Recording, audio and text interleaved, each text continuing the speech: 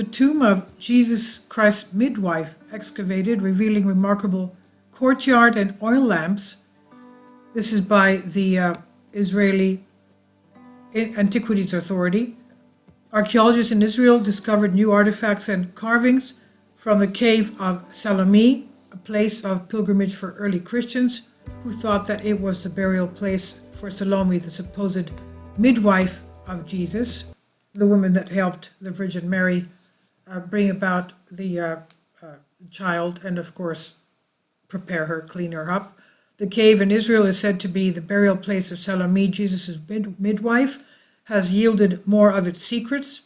And I read the Apocrypha of that. She was the one that didn't believe the prophecies that the Virgin would give birth to the Messiah, but she was also the one that confirmed the virginity of the Holy Mother after the birth of Christ.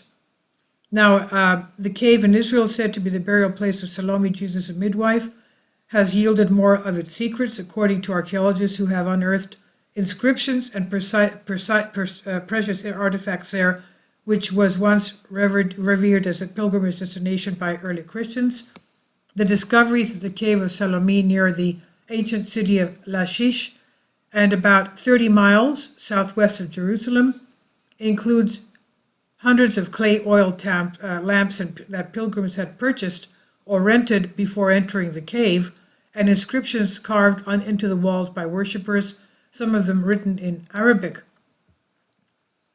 Although looters discovered the cave 40 years ago and archaeologists excavated the site in 1984, the new dig is the first to examine the cave's forecourt, a decorated spot covering 3,767 square feet, that's about 350 square meters, that sports mosaic floors and is surrounded by stone walls.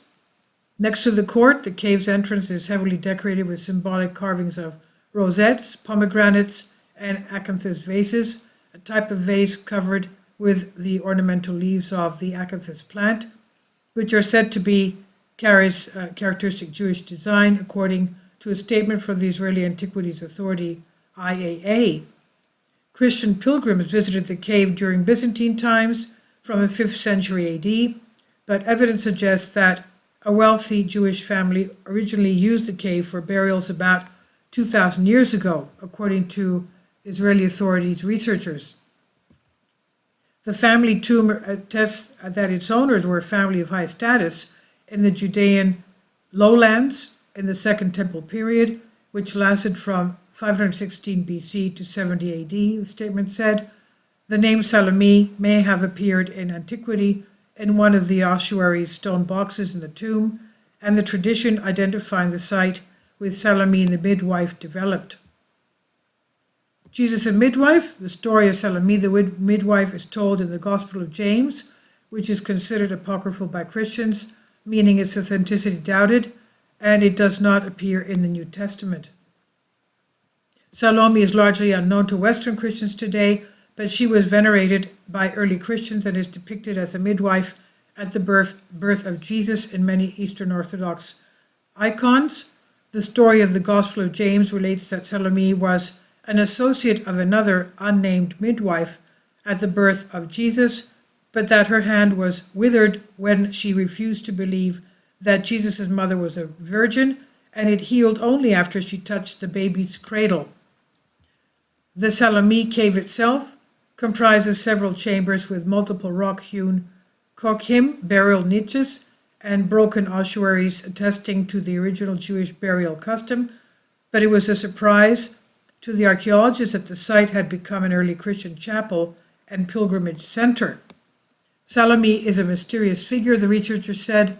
The cult of Salome, sanctified in Christianity, belongs to a broader phenomenon whereby the 5th century AD Christian pilgrims encountered and sanctified Jewish sites. The Christian pilgrimage to Salome's cave continued until at least the 9th century AD. During the region's Islamic period, many of the clay oil lamps uncovered in the new excavation date to the 8th and 9th centuries AD. The archaeologist said the team also revealed a row of shop stalls in the cave's forecourt that sold or rented the lamps to pilgrims, perhaps so they could venture into the dark interior.